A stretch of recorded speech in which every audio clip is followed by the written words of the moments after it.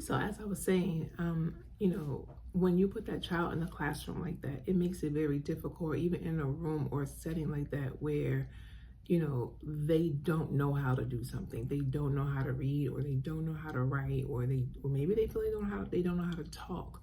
Um, that child will begin to, move in a different way. So again, when you are assessing that, you need to be able to see that so that you can know how you're going to put those children together. How, because it's like working in groups. And I know that when I was younger and in school, and they would assign us to groups, small groups, they would say, or maybe just partner with two, or maybe it was 4 or 5. Even when I got to college, it was the same thing.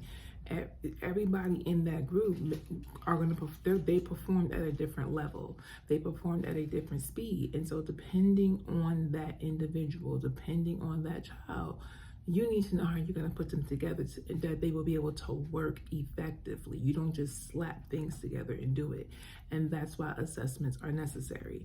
Even with meeting with parents is necessary, letting them know where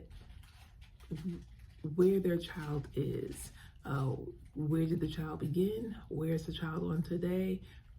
Where does it look like this child's going to go? Or just even simply where you're going to take that child and allow them to be able to go. Those things are necessary. And so again, just because you're homeschooling does not mean that you get to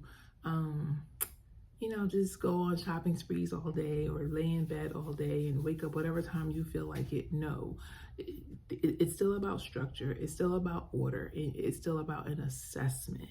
It may not be the standardized way, meaning what everyone else is doing, but you are able to assess from what it is that you have given that child. How have you cultivated that child? How have you helped that child?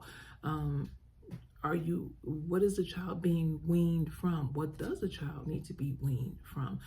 Assessments, they're necessary to be able to move forward and progress. You're able to see what that child can do, as well as what each child can do, and learn how to move forward. What are their strengths? What are their weaknesses? How do they test you? Because you will be tested by each child. Do they like to wait for you to be in the midst of something else and then now they want your attention? Do they shy away when you're calling them to, have their undivided attention? You have to pay attention to all of those things, like I said earlier, like a watchman on the wall, so that you can then know how to move forward with them. You don't have to let it be known. You don't have to, what I mean by known is you don't have to give them a heads up. But again, it's just your daily observation so that you can know how to go and be effective, to be effective with that child and with the children that God has entrusted to you. It's very important. It's very important, even especially when, like I said, when it comes to homeschooling, because again, some people think that because you're homeschooling that you can just leave it carefree. There's no rules, there's no anything. You just do what you want, and that is not the truth. The truth is that you still have to have order, you still have to have structure, you still have to actually be there with that child and be attentive to that child. If you are just two in the home, maybe it's just father and child, or mother and child, or grandparent and child. It still applies to you as well. If there's more than you as an adult in the home, if there are siblings, if there are,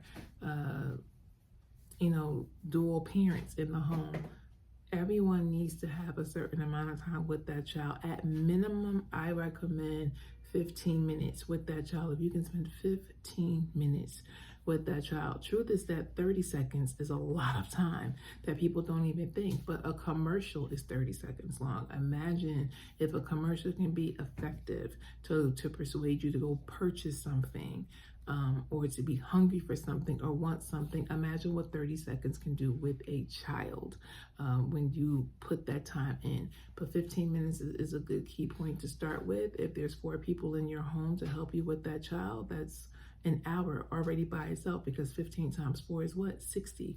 That's 60 minutes of attention that child is getting of the right thing. And let me tell you something, that's going to help you. because we all know how children can look for attention. You still have adults that look for attention the way they look for attention. So instead of becoming frustrated, irate, because you just keep looking for the wrong attention, give them the attention that they need. And that's, again, I just wanted to discuss that, to talk about it. I didn't want to wait and not do it because I want to put it on a certain platform. No, I'm going to get this word out because, again, I know that it is what's needed, and I needed to just go ahead. I couldn't wait for my surroundings to be what I know my surroundings are to be. I needed my surroundings to be just like this because of who it is that I am truly surrounded by. And so, and that's God. And when God gives you a message, you get out there and you put that message out. You don't hold up, you don't hold back, you don't shrink back, you don't look back, crawl back, nothing. You give exactly what it is that you need to give. And so, just work on those things. Work on the assessing of things. Work on seeing and observing who your child is and learning who they are. Yes, they may be your child. God gave you that child, but you still have to get to learn that child. You still have to get to know that child. You don't know all what you need to know, and it's going to be your responsibility to cultivate that child and train them up in the way that they need to go. And that's what Bella Grace Academy is all about. That's what the homeschool group is all about. It's about training up a child in the way that they should go.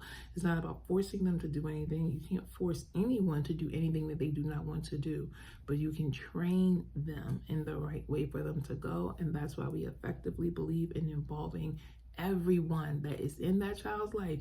Everybody needs to be on the same page, literally reading the same word at the same time with the same syllable and the same sound. Because again, then that child knows that they can't look to the left or right or no way, because no matter how they turn and no matter where they're facing, they're going to have to face that reality that this is now being required of them.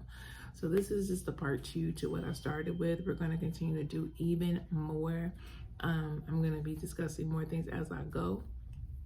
And just posting them as I can, because again, I've been in this field of education for a little over 30 years, and I've been homeschooling for the last 17 years. Like I said, since 2007 I started. I walked away completely from the public school system, and even to pulling my children, not pulling them, but removing my children, withdrawing my children from the public school setting, and it's nothing that I regret.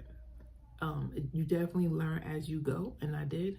A lot of the questions that I had was just me overthinking instead of me just moving forward and being who I needed to be. And so it brought a lot of fear because I'm looking at other people at that time and, like their blogs and their websites, and they seem so knowledgeable, and it wasn't about that. When you want to know something, what do? You ask questions, and yes, and if you can't get the question that way, the answer to your questions that way, then you know what? Do what it is that you were told to do. And I promise you, along the way, you are going to receive the answer that you need to that, to understand the purpose and the benefits that come along with whatsoever it is that God has called you to do, whether that be homeschooling, whether that be a homemaker, whatever it is. That's how it goes. So I will definitely be back with more. Thank you so much for tuning in, and if you share it, I appreciate that as well.